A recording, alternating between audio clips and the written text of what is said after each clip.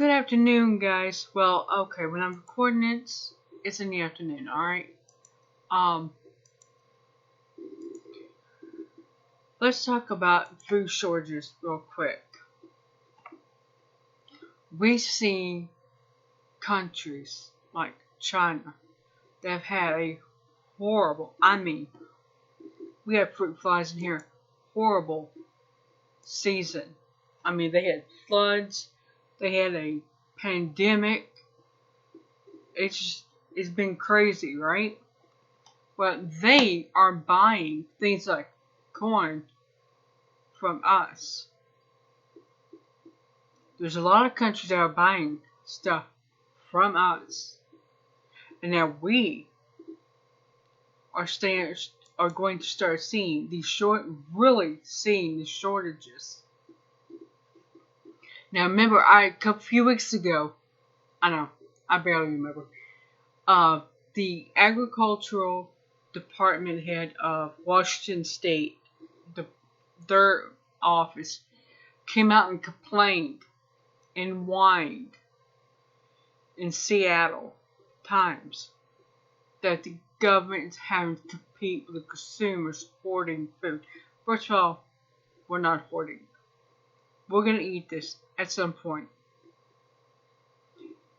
And they're having to compete with charitable organizations like Second Harvest.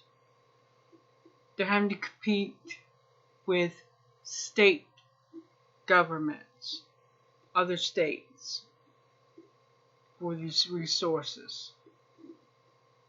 And it's going on all over.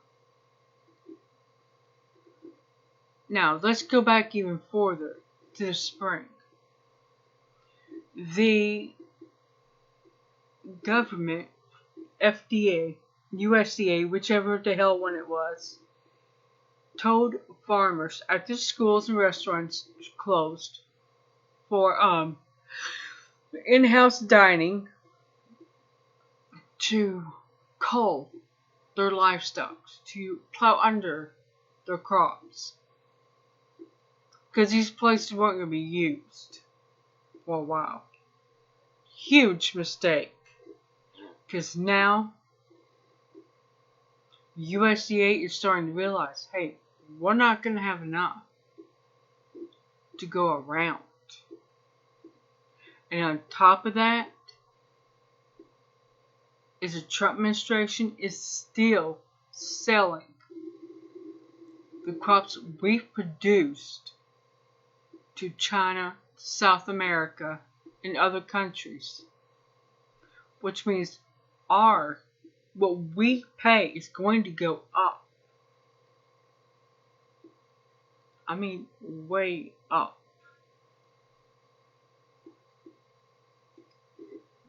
This is what I'm thinking.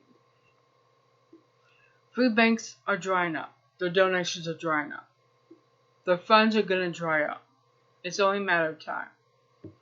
So, they have to divert those funds into a war. They have to cut some other services for their war to have funds.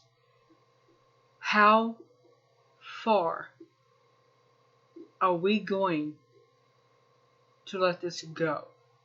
How far? Now, I have reached out to Newell, the maker of Ball Jar and Orchard Harvest. I'm hoping they will get back to me, unlike Instapot company. Because there's people saying there's going to be shortage. See, people saying there's not. There is not. It's like flip a damn coin and stick by it, alright?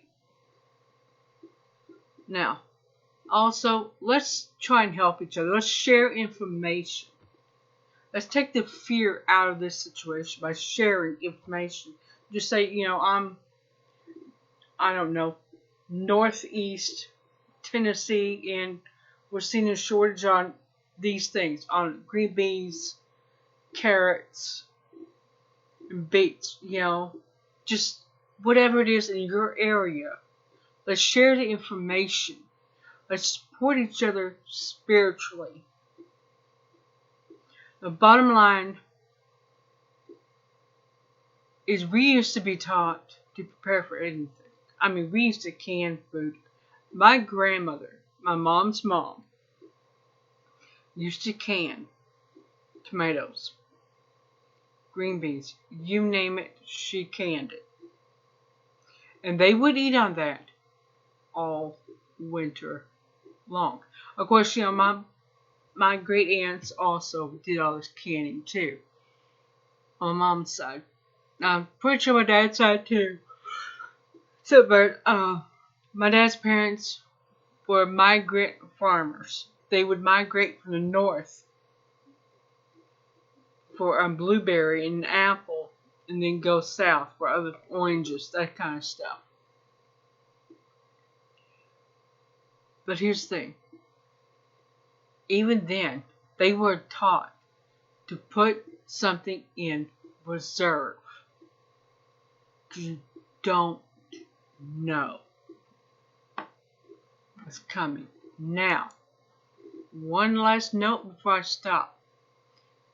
There's this bill, S 4453, Food Supply Protection Act of 2020. This is something we need to be aware of. We need to be following this. Because they use the word continuity. Now let's just Google that word right quick and see exactly what it means. Because usually when the government says continuity of anything, it's not a bad thing. It's not a good thing, rather. Actually, it's a pretty damn bad thing with them. The unbroken and consistent existence or operation of something over a period of time. The maintenance of continuous action, self-consistent detail in the various scenes of a movie or broadcast. Now, think about this as continuity of government to make sure a government continues, right?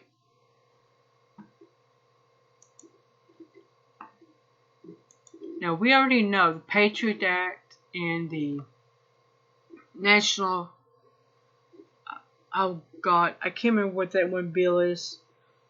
But anyway, it gives the government the right and the ability to go into someone's home and literally take what they have and redistribute it.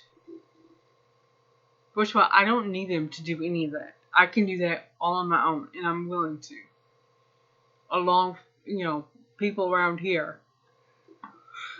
And friends, you know. It's another one of those bills that is going to come back and bite you and me, if you're American, on the ass. Now, if you are in Australia, I strongly recommend you look into seeing if you have something like this in your government. And if you do, please comment below. Let people know that, you know, hey, I'm in Sydney and yeah, we have this here. A Food Supply Protection Act of 2020. Alright guys, I'm going to stop here. I'm going to leave you some links below. And I will definitely leave you a link to this, because if you understand all this legal mumbo jumbo, please let me know. I mean, I got enough going rattling around my brain that trying to decipher this. Oh my god. But I'm going to give it a shot. Alright, I'll see you guys on Friday.